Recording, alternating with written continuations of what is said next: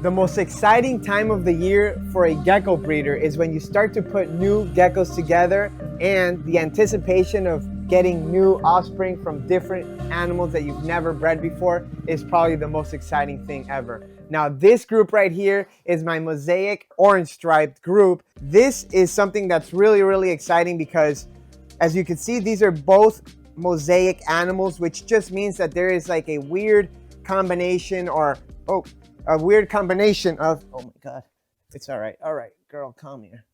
Ooh. All right, there's a weird, I caught it with my foot. Anyways, the Mosaic pattern is a combination of like this striped and banded pattern, and it makes like these really cool half circles or like almost like bow type pattern on the sides there. And I'm wondering, if I put two mosaics together, will they produce more mosaics? Generally, from other breeders, I've heard that that's not the case. You're going to get a mix of reticulated and striped and aberrant striped animals. I wanted to experiment for myself, and at the very least, we're going to get some really neat animals. So this is the female I have, and the male, his name is Picasso. He's actually one of the most unique geckos I have. He is really awesome. I've shown him before, but I want to show you him again now that he is in a breeding group with that female. So this is Picasso. His pattern is just all over the place. He has a lot of things going on here, and I'm really excited to see how it passes down to his offspring. If you remember, I also had this clownish, tigerish, whatever you want to call it, very unique gargoyle gecko female that I was growing out. I actually had her in this group too, but she was getting sort of bullied, so I had to separate her. And if you want to know what signs to look out for when your gargoyle gecko is getting bullied, and how to know when to separate or when it is okay, what behavior is normal breeding behavior and what is not, make sure you sign up to our Gecko Breeders Masterclass program here on YouTube membership. We're going to go over a bunch of things. We have monthly meetings, and it is awesome if you are looking to take your reptile breeding game to the next level, or your business reptile game to the next level. With that said, let's put Picasso back and let's show you the next breeding group. All right, so this next group is Tampacks. And I know I showed Tampacks in our last video where I went through some of my 2025 breeding groups. You guys will never get tired of seeing him, and I sure don't. So I wanted to show you, just so you get a visual of Tampacks and this female that I named Koala from Koala's Geckos. Now, this group, this is probably going to produce my best gargoyles this year. I'm praying for a good season from this female. Typically, first-time females don't have their best season, but this female is very filled out. She's very robust, and I think I have, high expectations for this pair. Now, take a look at these two side by side. I remember when I made a video of Pennywise side by side to a Deadpool daughter, and then I just knew in my heart that they were going to produce some incredible things. And this is the same feeling that I get from putting these two together. Now, if you didn't know, those two geckos that I was speaking of, Pennywise and the Deadpool daughter, those are actually the animals that produced Tampacks in the first place. I was onto something, and my feelings were right. And I'm getting the same feelings when I'm seeing these two animals together.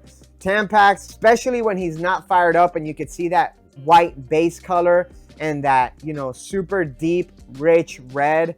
It's like my whole life's work into this animal right here, and that is why I'm so excited about this breeding pair, because I know it's just going to take it to the next level. Because I am pairing Tampacks to 3 different females this year, I am going to make sure I keep the females separate, so he's going to be in 1.1 groups, so I could keep very strict track of the lineage. So this girl is Koala, beautiful high coverage female, classic super red, super striped animal, and Tampacks. Look at that. Look at the coverage on this animal. One of my favorite animals in my collection for sure. Now, let's go look at some other amazing crested geckos. Emptybacks have been exploding in popularity recently, so I had to set up a group of pure super emptybacks. Super emptybacks. This female right here, I guess, is the first one I'll show you since she is already in my hand. She has very nice head structure. As you can see, that back is not fully empty. Sometimes what happens is, just like any other gene, there is a degree of expression with it. So there's high expression super emptybacks, there's high expression regular emptybacks, there's low expression regular emptybacks, and they're also low expression super emptybacks. If that makes any sense to you, good. So this is the first female. She is a super emptyback. You could see that the main thing about these guys is those highlighted crests that I love, or pinstripe scales, I should say. This girl is actually a probable soft scale, not sure. Check this male out right here. He is probably one of my favorite super emptybacks in my collection. The pattern on this guy is just so crisp and clean, and this is like a picture perfect example of what you would show somebody when you're talking about super emptybacks. The highlighted crests go all the way down to the pinstripes, to the tail base. The only blemish that this guy has is that this lateral is perfect, but this one is broken up. That's the only thing that I would improve. Actually, not the only thing. I would probably make his head a little bit wider, and then we have a perfect super emptyback. So that is why he's with these females, because hopefully these girls will kind of like round them out. But with that being said, he is still a stud of a gecko. Very, very nice crest. Just need the head a little bit wider. But look at that dorsal. Look at that just clean pattern, clean color. Very, very, minimal pattern on the sides. And that's what the emptyback does. It kind of like wipes out some of those harlequin markings. And this last female here, she is actually shedding right now. Let's see if we could pop that shed open for you guys. Get some shed action. Then we'll get the people in the comments. Don't do that, that hurts them. Those people don't know anything about reptiles, clearly. Check the pattern on this girl. This is also a super emptyback. As you can see, there's also some traces of that dorsal markings in there. One thing that I have found with the super emptybacks is that, so you'll see obviously the lack of markings in the middle towards the tail right here, but you could also see it up here by the neck. And that is the clearest sign that you have a super emptyback. So this group should produce or will produce full super emptybacks, 100%. Because the two females are emptybacks and this guy's an emptyback, and it is an incomplete dominant mutation. So what that means is that all these animals have 2 copies of the emptyback gene. So every single offspring from this group will be a super emptyback. Now, hopefully he cleans up some of their dorsal, and then those females give him a little bit wider head and a perfect lateral. That is the objective of this group right here. Without skipping a beat, I'm going to show you the next gargoyle gecko group, and that is this one right here that I had to put up here because we're running out of room. This group is one I am very, very excited of, and this are my purple pastel group. Now, the purples and the pastels and the pink bases, those are some of the hardest colorations to actually reproduce and to kind of like corral and pinpoint and try to reproduce, like I said. So I want to show you these 2 animals right here. This male, he's a little bit on the dark. Whoa. This male is a little bit on the redder side, and this female is definitely on the more purple side. But you could see that these animals are just absolutely insane when it comes to their coloration. Very, very unique. And these guys are both fired down. And I do have one more female in here, and I will show you her right now. She is also more of a purplish gecko. I think the purple comes from a combination of high melanin and the red base. And then maybe some pastel in there. Not sure. That's why we're breeding them, to try and find out and figure this out. This animal has such a wide range. This one in particular has such a wide range of colorations. When she's fully fired up, she just looks like a very, very dark red base animal. Then she'll get like this, which is almost like a dark purple. And then when she's completely fired down, she's still like a purple, but not as dark, more like a violet.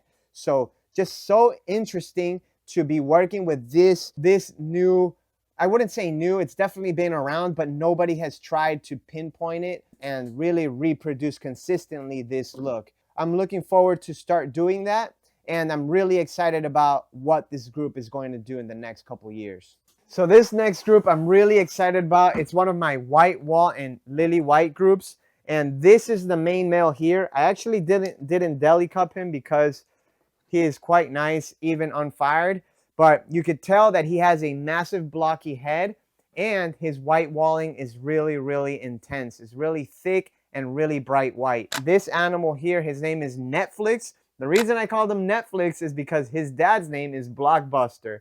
Some of you guys may know that animal. It's a very famous animal in the community, very beautiful pinstripe.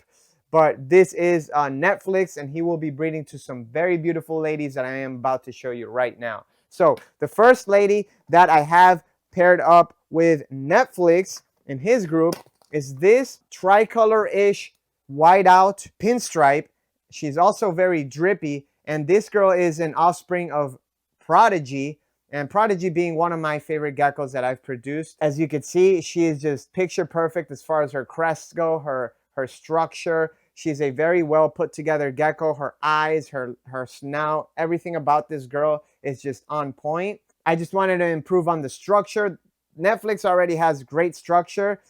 She has whiteout laterals and some of that like orange pattern going down her sides and her back. I think they're gonna make some really, really stunning pinstripes in the future. And I caught her with my foot, so she's all good. This is just a solid animal and comes from one of my favorite lineages, which is Omega. Omega in here, Mila in here, and this actually looks very similar to how Mila did when she was younger. So that's one of the first females. And the second female that I'm showing you is a Lily White, one of 2 Lily Whites that he's paired with. So he's actually paired up with 3 girls. Lucky guy here. But you got this girl, and she actually has really nice head structure. She's a very high coverage Lily White, solid dorsal, and just overall really great patterning. I really like this girl because this type of animal is the kind of animal that's gonna put a lot of white on your Lily White projects. And on top of that, the structure is great, okay? So this girl's awesome. She did have a nip tail there when she was a little bit younger. And honestly, that's why I decided to hold her back. I'm like, this girl is still pretty cool. Very awesome animal. And the last Lily White female here that I have with him is actually female and offspring of Rillo. And Rillo is probably my favorite producer as far as Lily Whites go, because his structure, his color, and the Lily Whites that he produces are always on point. This girl's actually not fired up right now, but I'll put a clip here of what she looks like fired up, because we actually recorded her in one of our hold back videos way back, maybe like 6 months ago or so. She has a really bright, clean yellow base color, a lot of coverage. Her structure is decent, just an overall amazing looking gecko. So the point is to create some really thick laterals, you know, adding that white wall to the Lily White, thick laterals with the Lily Whites or with the white walls that we produce, and all of them being really high structures and great lineage animals. With that said, guys, that wraps up this video. As you can see, I've been cranking out this breeding group videos because I am just so stoked about this breeding season. And if you want to follow along, make sure you subscribe. We have a lot more to show you guys, so stay tuned. I'll see you guys on the next one, and let me put these guys back.